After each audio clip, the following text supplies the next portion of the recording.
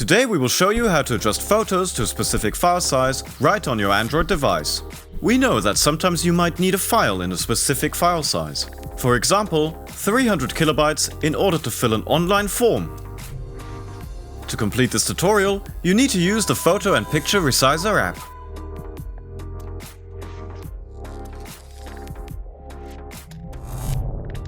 Select the image you want to resize. Tap Resize. Now choose the file size you want from the list. You can also create your own custom size. Let's choose 300 kilobytes.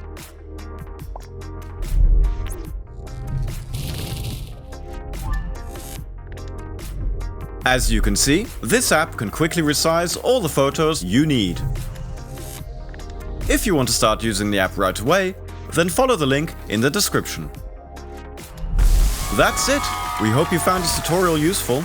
You can also subscribe to our channel or watch the other tutorial about how you can resize photos by percentage in our app.